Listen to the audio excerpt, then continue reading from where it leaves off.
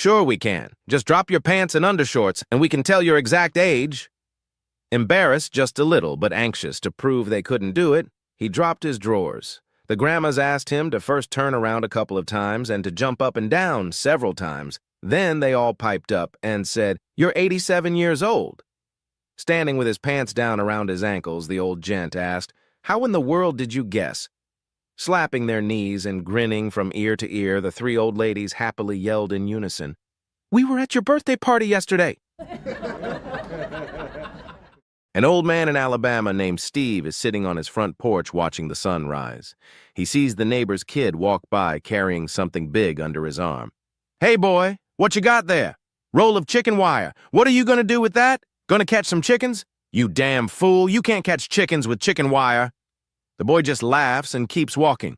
That evening at sunset, the boy comes walking by, dragging behind him the chicken wire with about 30 chickens caught in it. The next morning, Steve is out watching the sun rise, and he sees the boy walk by carrying something in his hand. "Hey, boy, what you got there? Roll of duct tape. What are you gonna do with that? Gonna catch me some ducks." "You damn fool! You can't catch ducks with duct tape." The boy just laughs and keeps walking. That night around sunset, the boy walks by, trailing behind him the unrolled roll of duct tape with about 35 ducks caught in it. The next morning, Steve sees the boy walking by carrying what looks like a long reed with something fuzzy on the end. "Hey, boy, what you got there?" "It's a willow. Wait up, I'll get my hat." A woman was having a daytime affair while her husband was at work.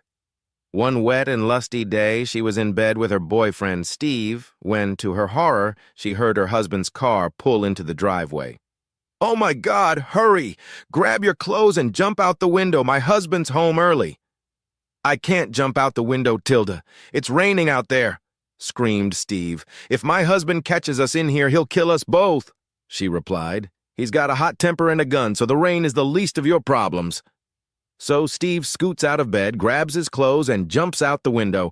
As he ran down the street in the pouring rain, he quickly discovered he had run right into the middle of the town's annual marathon. So he started running along beside the others, about 300 of them. Being naked with his clothes tucked under his arm, Steve tried to blend in as best he could. After a little while, a small group of runners who had been watching him with some curiosity jogged closer. "Do you always run in the nude?" one asked. "Oh, yes," Steve replied, gasping for air. "It feels so wonderfully free." Another runner moved alongside. "Do you always run carrying your clothes with you under your arm?" "Oh, yes," Steve answered breathlessly. "That way I can get dressed right at the end of the run and get in my car to go home." Then a third runner cast his eyes a little lower and queried, "Do you always wear a condom when you run?" "Nope, just when it's raining," smiled Steve.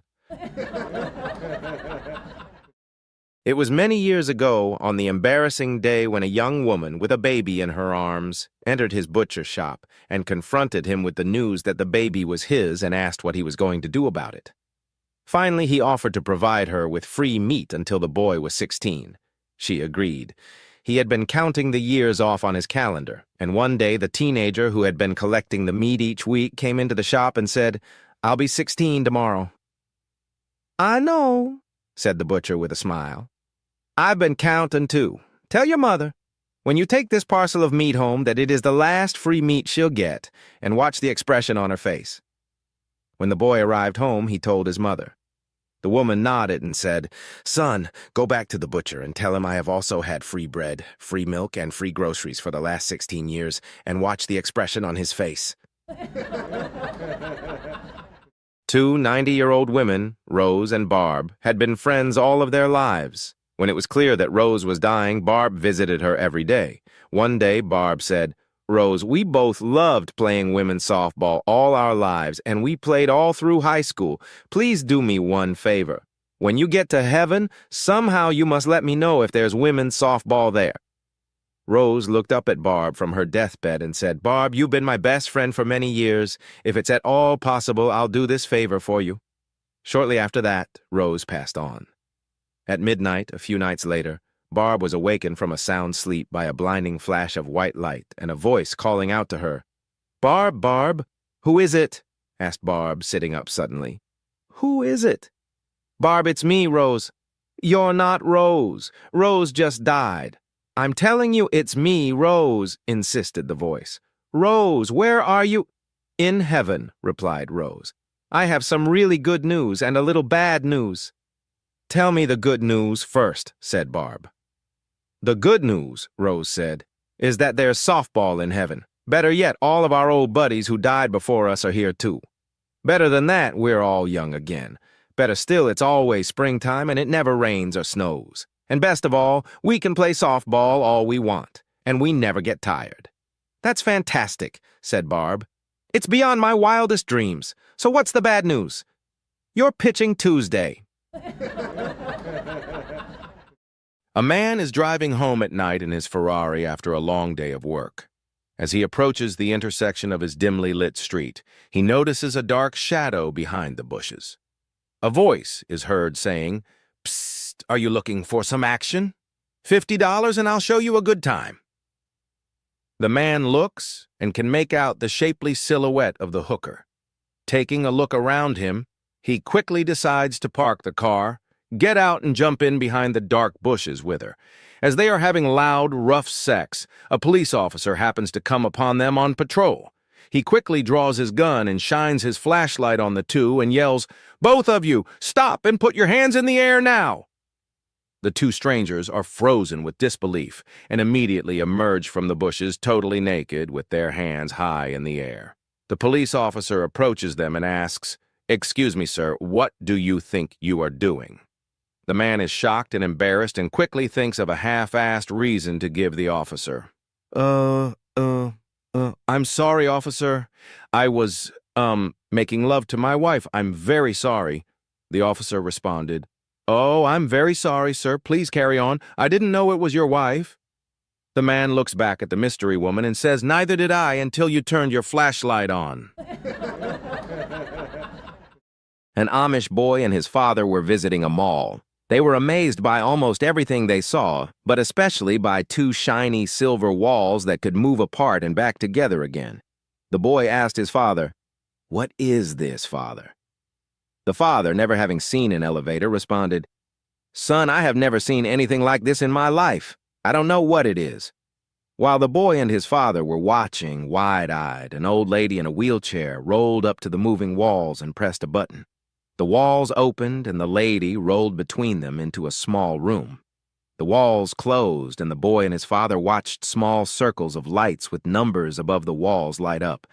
They continued to watch the circles light up in the reverse direction. The walls opened up again and a beautiful 24-year-old woman stepped out. The father said to his son, Go get your mother. A man walked into a bar, sat down at the far end, and had a drink. He noticed there was a horse in the back of the bar room with a big pot of money on the floor in front of it. What's up with that? He asked the bartender, pointing at the horse.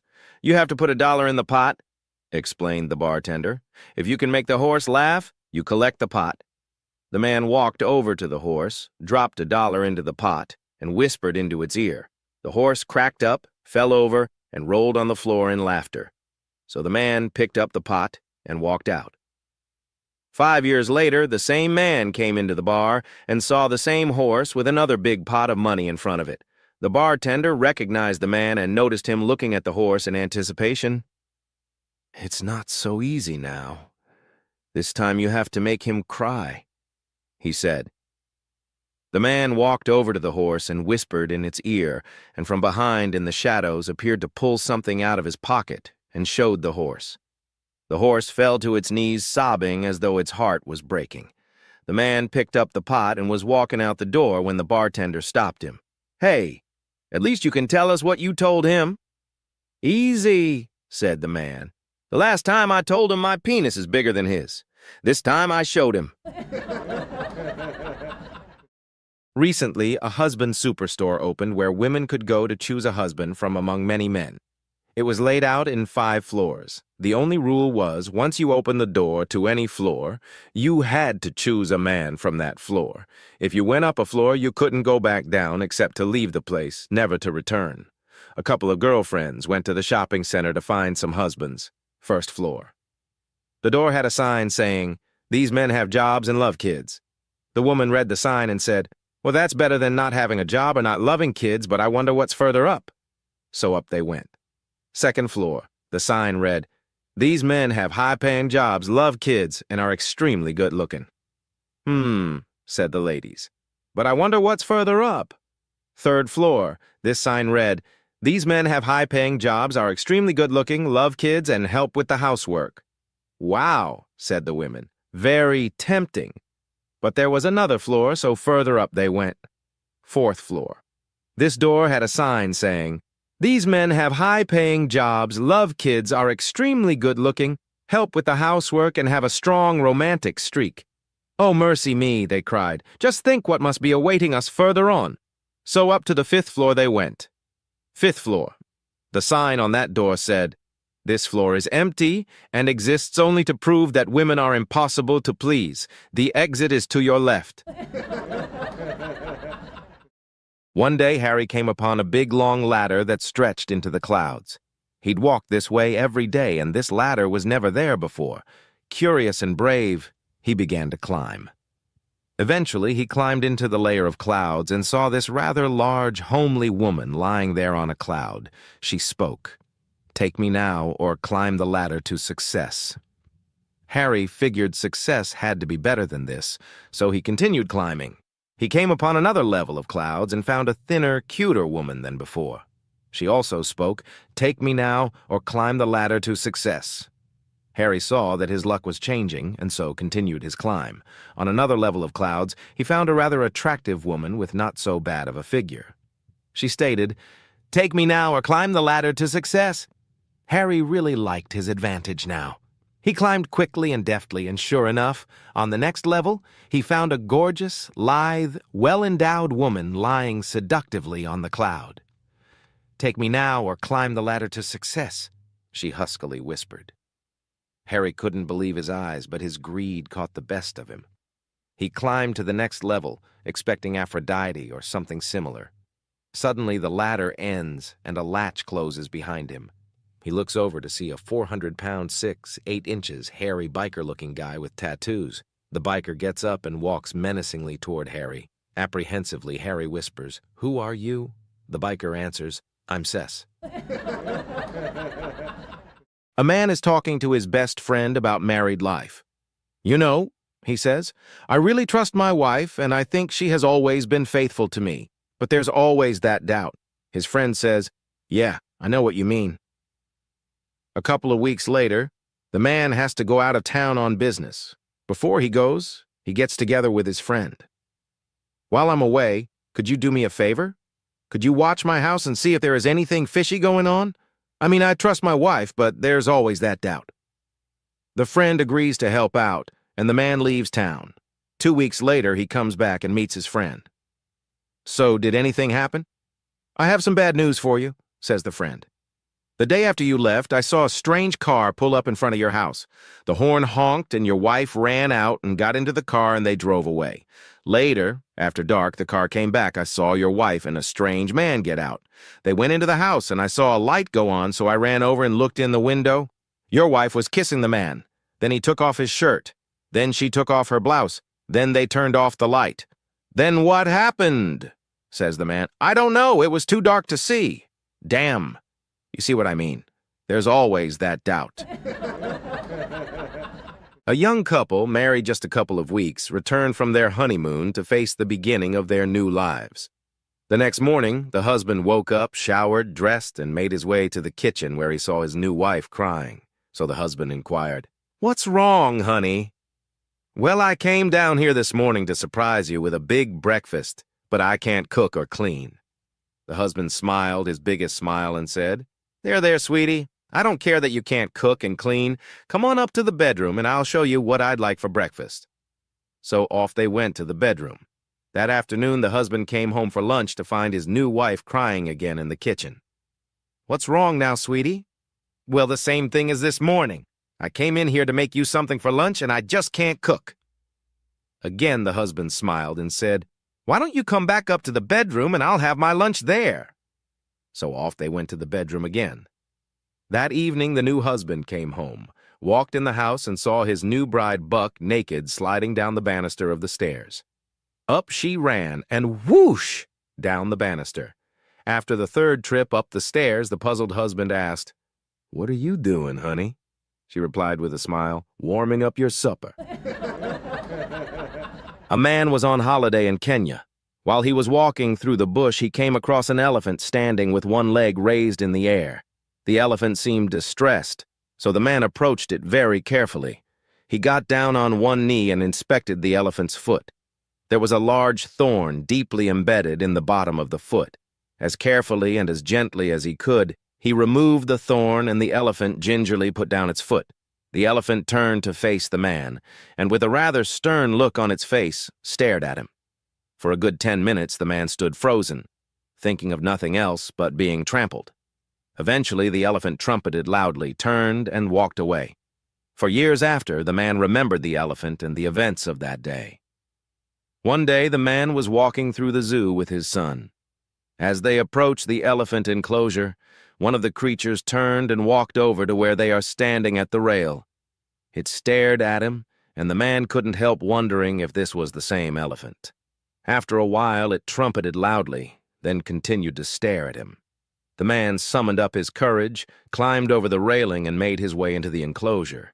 He walked right up to the elephant and stared back in wonder. Suddenly, the elephant trumpeted again, wrapped its trunk around one of the man's legs, and swung him wildly back and forth along the railing, killing him. Probably wasn't the same elephant. The Swede's wife steps up to the tee, and as she bends over to place her ball, a gust of wind blows her skirt up and reveals her lack of underwear. "Good God, woman, why aren't you wearing any skivvies?" Ole demanded. "Well," she said, "you don't give me enough housekeeping money to afford any." The Swede immediately reaches into his pocket and says, "For the sake of decency, here's a 50. Go and buy yourself some underwear." Next, the Irishman's wife bends over to set her ball on the tee. Her skirt also blows up to show that she too is wearing no undies. "Blessed Virgin Mary, woman, you have no knickers, why not?" She replies, "I can't afford any on the money you give me." Patrick reaches into his pocket and says, "For the sake of decency, here's a 20. Go and buy yourself some underwear." Lastly, the Scotsman's wife bends over. The wind also takes her skirt over her head to reveal that she, too, is naked under it. "Sweet mother of Jesus, Aggie, where the friggin' hell are your drawers?" She, too, explains, "You give me enough money to be able to afford any." The Scotsman reaches into his pocket and says, "Well, for the love of decency, here's a comb. Tidy yourself up a bit." Steve went into a pharmacy and asked to talk to a male pharmacist. The woman he was talking to said that she was the pharmacist and that she and her sister owned the store, so there were no males employed there. She then asked if she could help him. Steve said that it was something that he would be much more comfortable discussing with a male pharmacist. The female pharmacist assured him that she was completely professional, and whatever it was that he needed to discuss, he could be confident that she would treat him with the highest level of professionalism. Steve agreed and began by saying, "This is tough for me to discuss, but I have a permanent erection. It causes me a lot of problems and severe embarrassment. So I was wondering what you could give me for it." The pharmacist said, "Just a minute, I'll go talk to my sister." When she returned, she said, "We discussed it at length, and the absolute best we can do is 1/3 ownership of the shop, a company car, and $3,000 a month living expenses." Steve left work one Friday afternoon. Being payday, instead of going home, he stayed out the entire weekend drinking with the boys and spent his entire paycheck. When he finally appeared at home Sunday night, he was confronted by Colette and was barraged for nearly 2 hours with a tirade befitting his actions. Finally, Colette stopped the nagging and simply said to him, "How would you like it if you didn't see me for 2 or 3 days?" To which he replied, "That would be fine with me." Monday went by, and he didn't see his wife. Tuesday and Wednesday came and went with the same results. Thursday, the swelling went down just enough where he could see her a little out of the corner of his left eye. Seamus and Murphy fancied a pint or two, but didn't have a lot of money between them. They could only raise the staggering sum of €1. Murphy said, "Hang on, I have an idea." He went next door to the butcher's shop and came out with one large sausage. Seamus said, "Are you crazy? Now we don't have any money at all." Murphy replied, "Don't worry, just follow me." He went into the pub where he immediately ordered 2 pints of Guinness and 2 glasses of Jameson whiskey. Seamus said, "Now you've lost it. Do you know how much trouble we will be in? We haven't got any money." Murphy replied with a smile, "Don't worry, I have a plan. Cheers." They downed their drinks. Murphy said, "Okay, I'll stick the sausage through my zipper and you go on your knees and put it in your mouth." The barman noticed them, went berserk, and threw them out. They continued this, pub after pub, getting more and more drunk, all for free. At the 10th pub, Seamus said, "Murphy, I don't think I can do any more of this. I'm drunk and me knees are killing me." Murphy said, "How do you think I feel? I can't even remember which pub I lost the sausage in." The haircut. Blessed are those that can give without remembering and take without forgetting. One day, a florist went to a barber for a haircut. After the cut, he asked about his bill, and the barber replied, "I cannot accept money from you. I'm doing community service this week." The florist was pleased and left the shop. When the barber went to open his shop the next morning, there was a thank you card and a dozen roses waiting for him at his door. Later, a cop comes in for a haircut, and when he tries to pay his bill, the barber again replied, "I cannot accept money from you. I'm doing community service this week." The cop was happy and left the shop.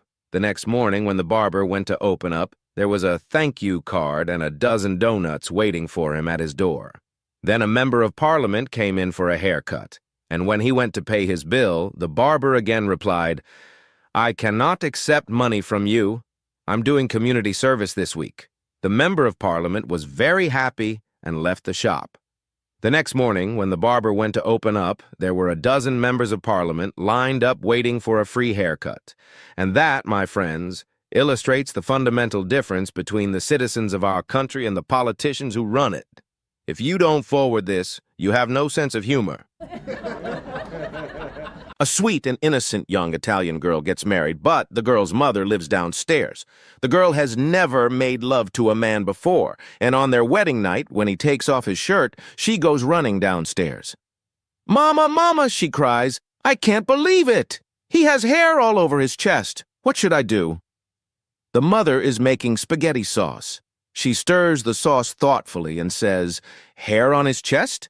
He's your husband. It's your wedding night. Go upstairs." When the girl gets back upstairs, the man takes off his pants. This sends her running back down to her mother. "Mama, Mama, he has hair all over his legs. What should I do?" The mother stirs the sauce thoughtfully and says, "Hair on his legs? He's your husband. It's your wedding night. Go upstairs." The girl goes back upstairs, and the man takes off his shoes and socks. She looks down and sees that half of one of his feet is missing. She goes crying back down the stairs. "Mama, Mama, he's got a foot and a half. What should I do?" The mother hands her daughter the spoon and says, "A foot and a half. Here, you stir the sauce. I'll go upstairs." The agent of a beautiful actress discovered that the actress had been selling her body for $100 a night. The agent, who had fantasized about her for long, had never dreamt that she was so easily obtainable. He approached her and told her how much he turned him on and how he wanted to do her. She agreed to spend the night with him, but said that he would have to pay the same $100 other customers paid. He thought for a while, then said, "Don't I, as your agent, get at least a discount?" "Nope," she said. "If you want me, you have to pay full price like the others." The agent, although unhappy with that, still agreed. That night, she came to his apartment after she was done for the day. The agent did her after turning off all the lights. An hour later, she was awakened and vigorously done again. In a while again, she was yet again awakened and made love to. She was impressed with her agent's vitality. "My goodness," she whispered in the dark. "You are so potent. I never realized how lucky I was to have you for my agent." "I'm not your agent, lady," a strange voice said. "He's at the door selling tickets." My neighbor found out her dog could hardly hear, so she took it to the veterinarian. He found that the problem was hair in its ears. He cleaned both ears, and the dog could hear fine. The vet then proceeded to tell the lady that if she wanted to keep this from reoccurring, she should go to the store and get some Nair hair remover and rub it in the dog's ears once a month.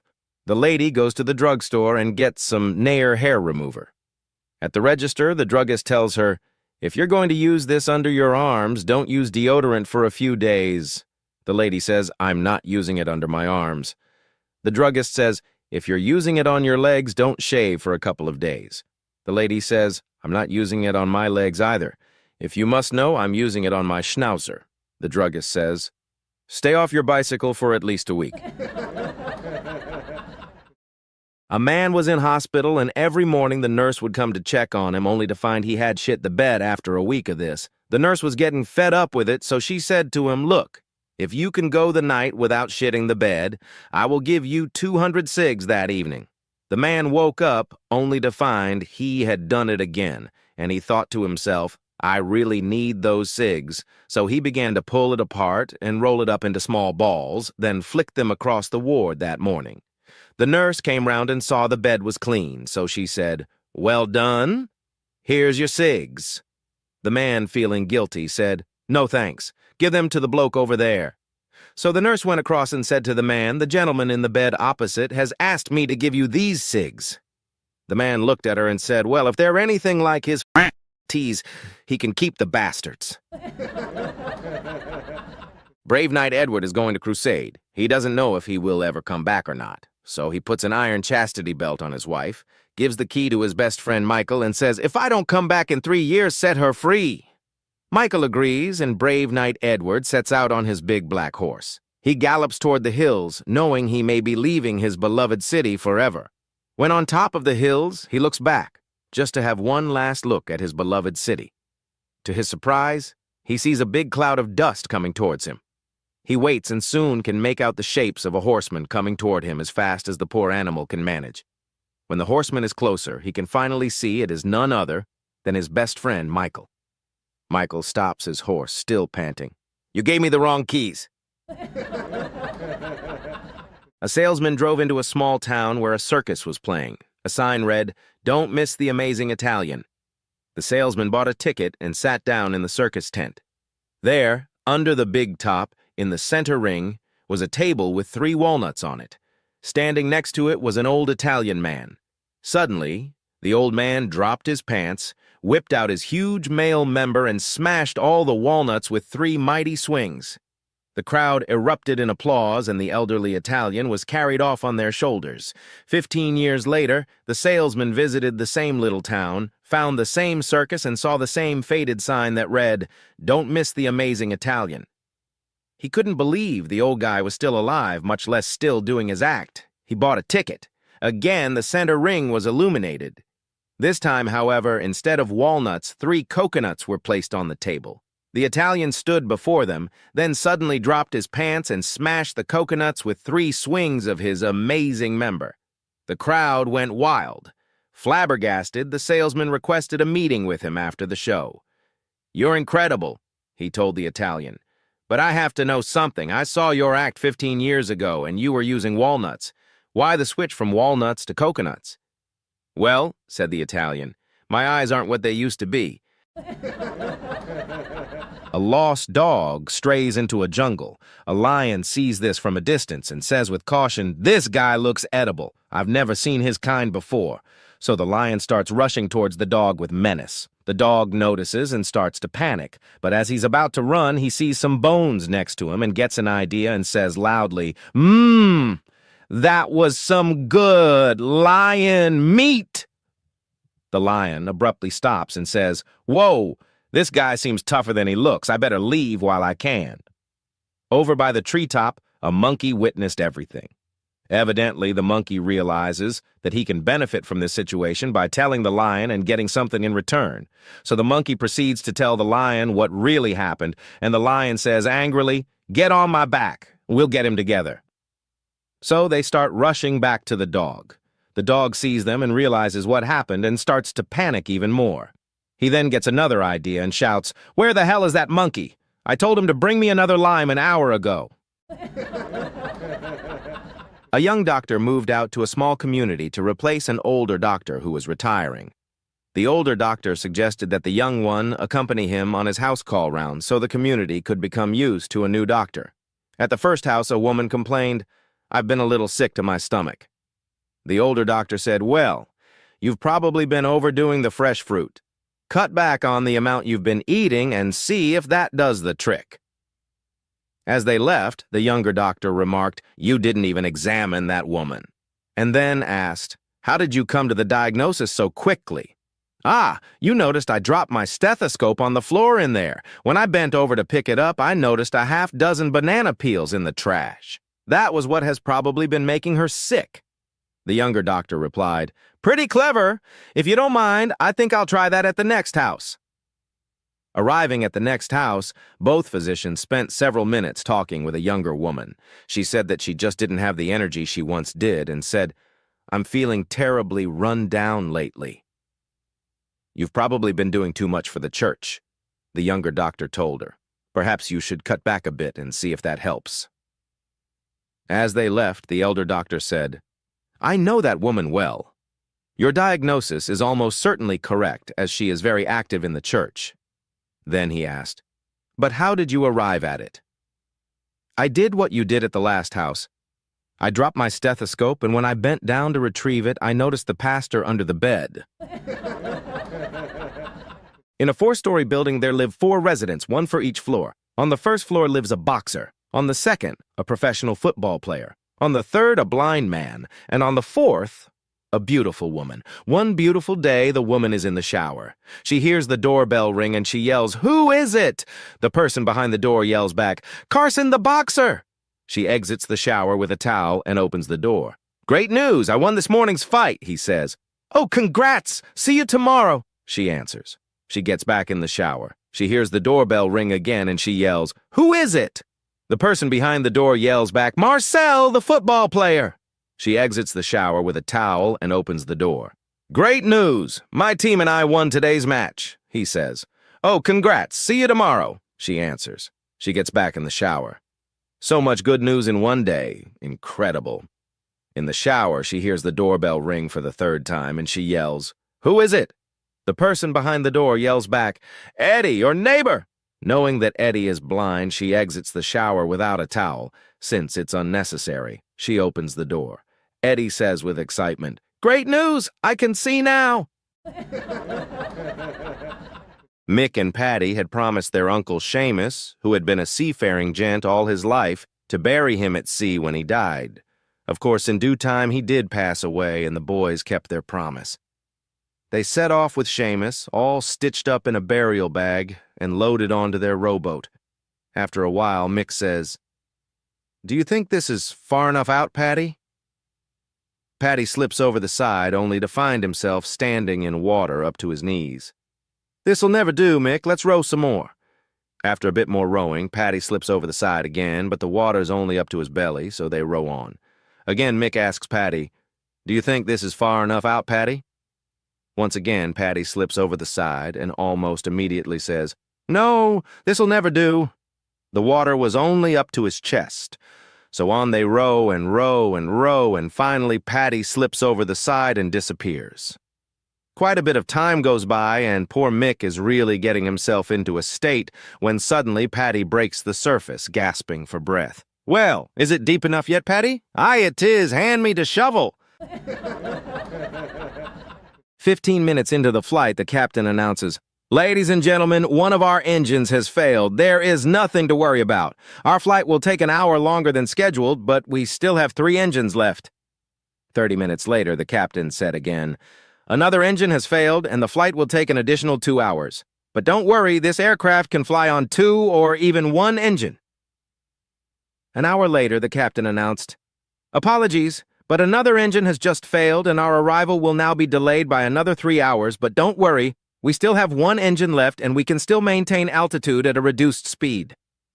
The blonde turned to the man in the next seat and remarked, "If we lose that one, we will be up here all day." An Irish woman of advanced age visited her physician to seek his help in reviving her husband's libido. "What about trying Viagra?" "Ask the doctor." "Not a chance," she said. He won't even take an aspirin. Not a problem, replied the doctor. Give him an Irish soluble Viagra. Drop it into his coffee. He won't even taste it. Give it a try, and call me in a week to let me know how things went. It wasn't a week later that she called the doctor, who directly inquired as to progress. The poor dear exclaimed, "Oh, Faith, bejesus and begorra! It was horrid, just terrible, doctor." "Really? What happened?" asked the doctor. "Well, I did as you advised and slipped it in his coffee, and the effect was almost immediate. He jumped himself straight up with a twinkle in his eye and with his pants a-bulging fiercely. With one swoop of his arm, he sent the cups and tablecloth flying, ripped my clothes to tatters, and took me then and there, making wild, mad, passionate love to me on the tabletop. It was a nightmare, I tell you, an absolute nightmare." "Why so terrible?" asked the doctor. "Do you mean the sex your husband provided wasn't good?" "Oh, no, doctor. The sex was fine indeed. It was the best sex I've had in 50 years of marriage. But sure as I'm sitting here, I'll never be able to show my face in Starbucks again." A British doctor says, "In Britain, medicine is so advanced that we cut off a man's liver, put it in another man, and in 6 weeks he is looking for a job." The German doctor replies, "That's nothing. In Germany, we took part of a brain, put it in another man, and in 4 weeks he is looking for a job." The Russian doctor replies, "Gentlemen, we took half a heart from a man, put it in another's chest, and in 2 weeks he's looking for a job." The American doctor laughs. "You are all behind us. 4 years ago, we took a man with no brain, no heart, and no liver and made him president. Now the whole country is looking for a job." A young couple had recently gotten married, and after 3 months, the wife went to the doctor for a checkup. The doctor told her she was pregnant. She was thrilled, but the doctor also informed her that due to a rare complication, she shouldn't have sex with her husband until after the birth. The wife went home and told her husband what the doctor had said. The husband agreed to try and hold out. After a month, the husband couldn't resist anymore and asked his wife to be intimate. Of course, she refused.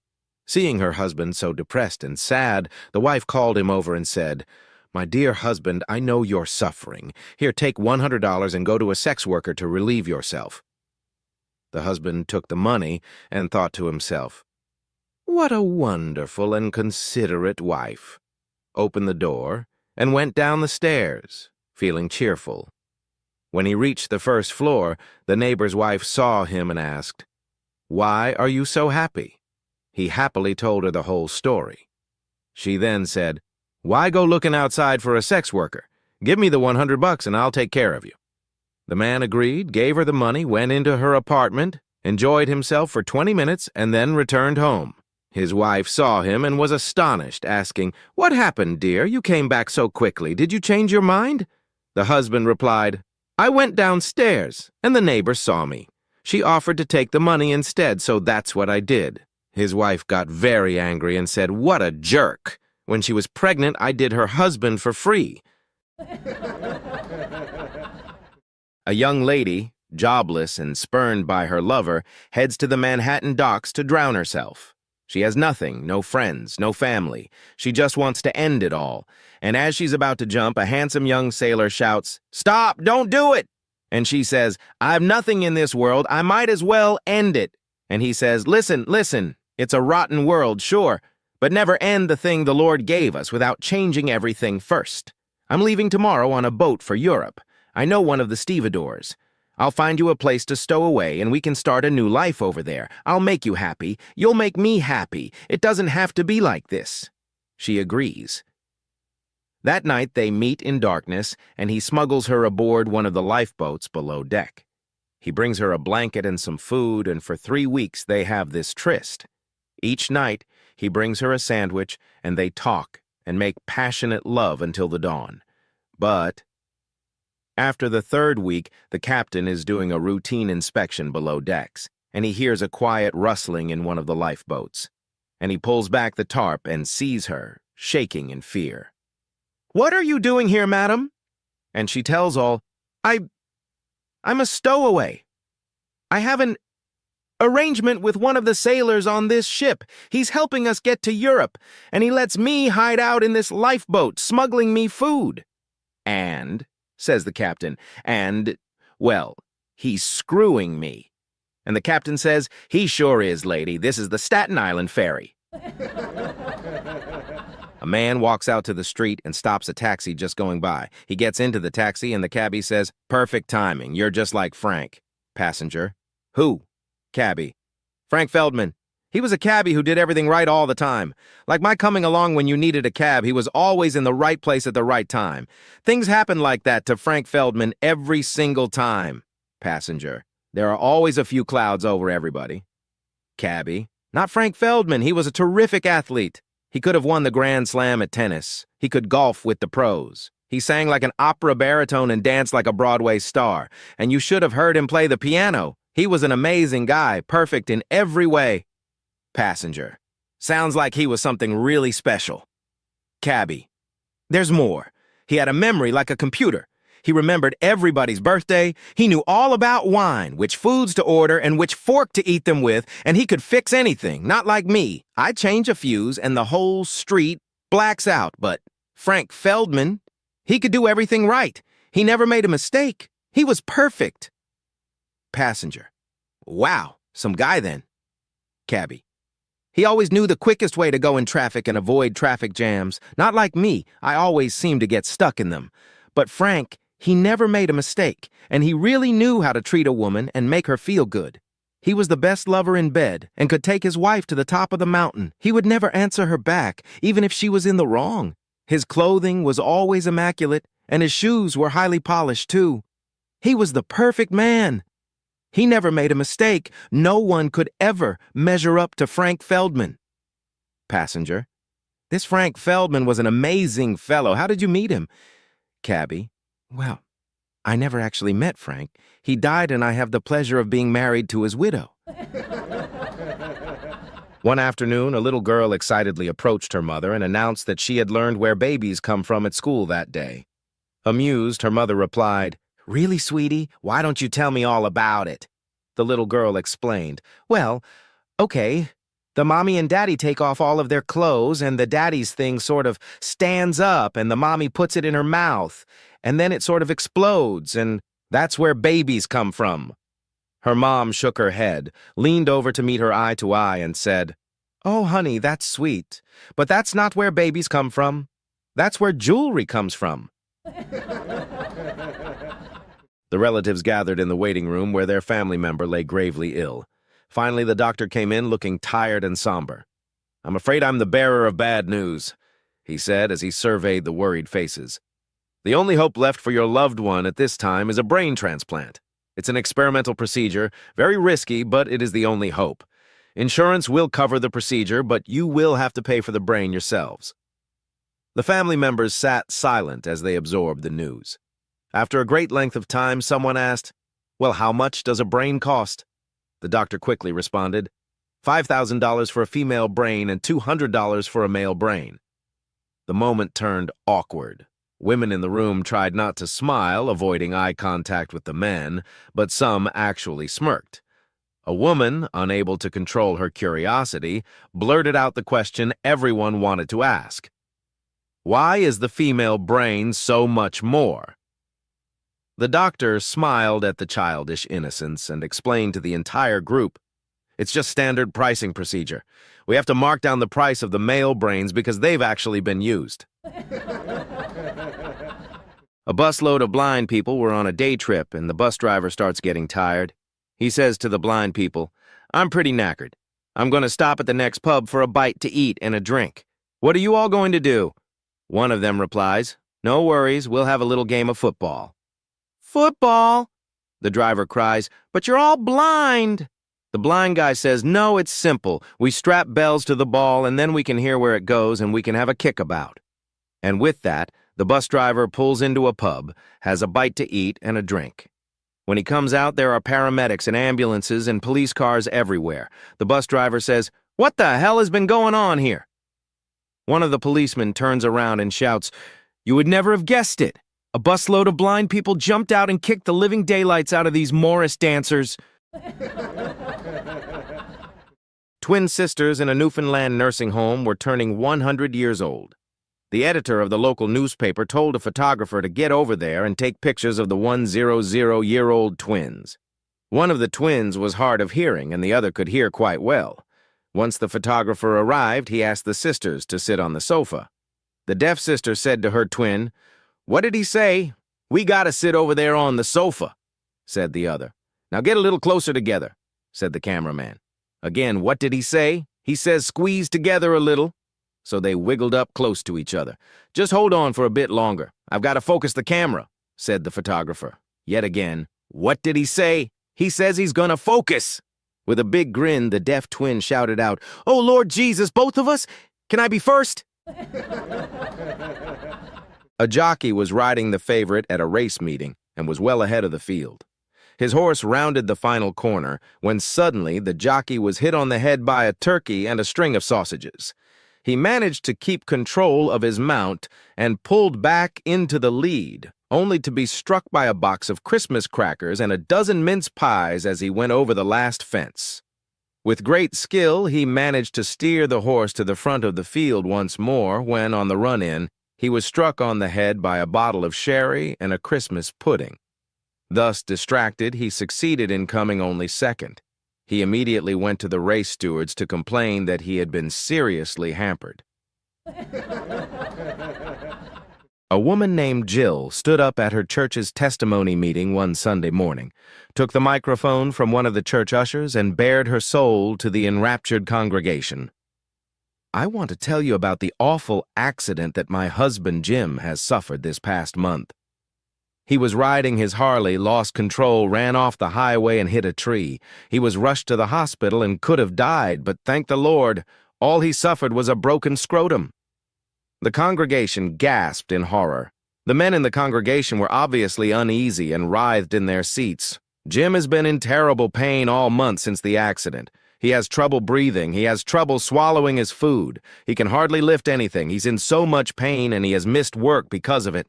He can't lift our children up to hold them and give them the personal love that they need. Worst of all, we can no longer cuddle and have intimate relations. He is in constant pain, a pain so terrible that our love life has all but slipped away into oblivion.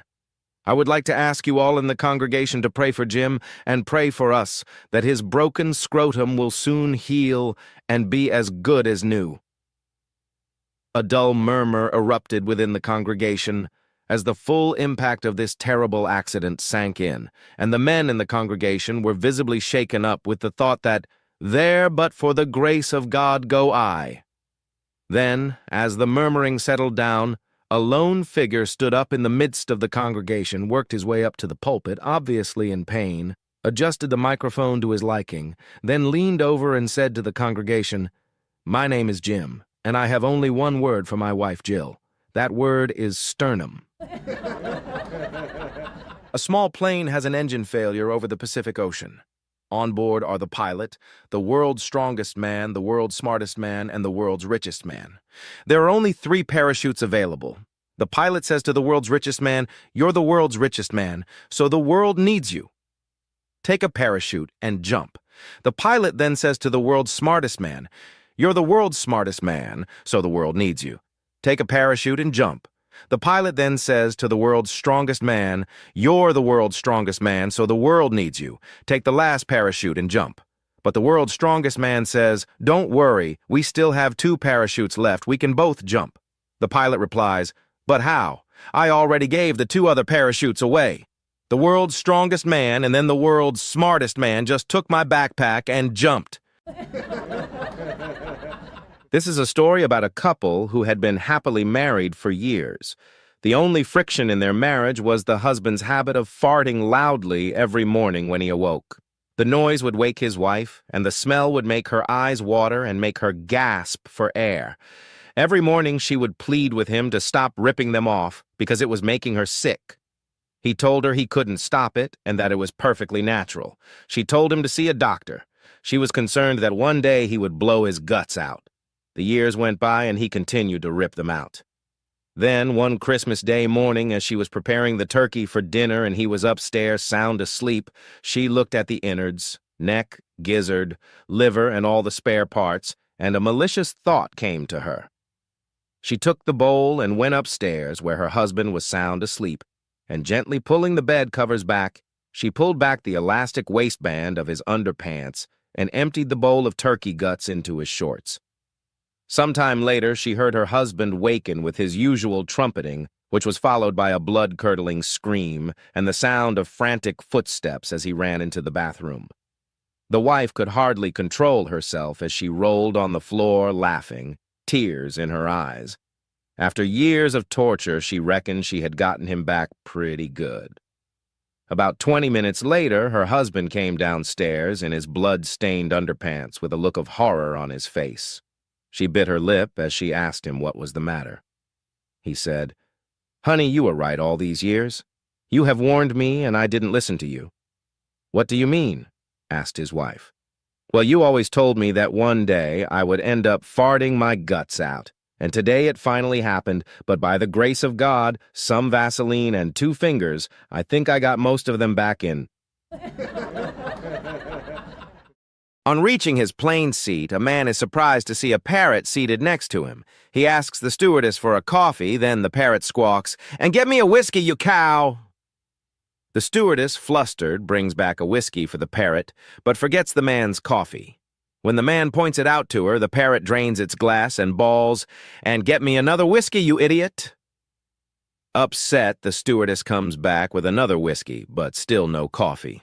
By now, in desperate need of his coffee, the man tries the parrot style, "I've asked you twice for coffee. Go get it now, you moron." Before they know it, 2 burly flight stewards storm down the aisle, grab the parrot and the man, yank them out of their seats, and throw them out of the emergency exit. Plunging downwards, the parrot turns to the man and says, "For someone who can't fly, you sure complain too much." 3 sons left home, went out into the business world, and all prospered. Getting back together, they discussed the gifts they were able to give their elderly mother. The first said, "I built a big house for our mother." The second said, "I sent her a Lexus with a driver." The third smiled and said, "I've got you both beat. You know how much Mom enjoys reading the Bible, and you know she can't see very well. So I sent her a remarkable parrot that recites the entire Bible. It took the shams in the shul 12 years to teach him. He's one of a kind. Mama just has to name the chapter and verse, and the parrot recites it." Soon thereafter, Mom sent out her letters of thanks. "Milton," she wrote to one son, "the house you built is so huge. I live in only 1 room, but I have to clean the whole house." "Gerald," she wrote to another, "I'm too old to travel. I stay most of the time at home, so I rarely use the Mercedes, and the driver is so rude. Dearest Donald," she wrote to her third son, "you have the good sense to know what your mother likes. The chicken was absolutely delicious." Little Johnny went to a horse auction with his dad. He watched as his father carefully inspected each horse, running his hands along their legs, rump, and chest. Curious, Johnny asked, "Dad, why are you doing that?" His dad replied, "Well, son, I need to make sure the horses are healthy before I buy them." Johnny thought for a moment, then said, "Uh-oh, Dad, I think the UPS guy wants to buy Mom." A little boy from a poor family wanted a bike for Christmas, so he asked his mom. She sighed and said, "We can't afford one, sweetie. Maybe you should pray and ask baby Jesus for it." Determined, the boy went to his room, grabbed some paper, and started writing. "Dear baby Jesus, I've been good all year. Please bring me a bike for Christmas." But as he reread it, he hesitated. That didn't feel entirely true. So he tried again. "Dear baby Jesus, I've been good for the past week. Please bring me a bike for Christmas." Still not convinced, he rewrote it. "Dear baby Jesus, if you give me a bike, I promise to be good all year." Even that felt like a stretch. Frustrated, he went outside to clear his head. As he strolled, he noticed his neighbor's statue of Mother Mary. Suddenly, an idea struck him. He climbed over the fence, snatched the statue, and ran home to hide it under his bed. Then he sat down to write one final letter. "Dear baby Jesus, if you ever want to see your mother again, send me a bike." George came home from university in tears. "Mom, am I adopted?" he asked. "Of course not," she replied. "Why would you think that?" George showed her his genealogy DNA test results.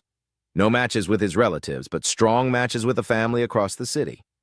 Alarmed, his mom called her husband. "Honey, George took a DNA test, and I don't know how to say this. He might not be our son." "Well, duh," her husband said casually. "What do you mean?" she asked, shocked. He shrugged. "Remember our first night in the hospital? The baby wouldn't stop crying, screaming nonstop. You told me to change him." He smiled proudly. "So I did, and I think I picked a great one." A guy walks into a bar with his dog and says, "I'll have a scotch and water, and my dog will have a whiskey sour." The bartender frowns. "Sorry, no animals allowed." Before the man can argue, the dog pipes up. "Hey, that's discrimination! Just get me my drink!" The bartender scoffs. "Oh, great! Another ventriloquist with a talking dog routine. Both of you out!" The man pleads. "No trick, I swear. Tell you what, I'll step outside and you can talk to Gizmo yourself." He leaves, and the bartender watches him turn the corner. "All right, can I get my drink now?" the dog asks.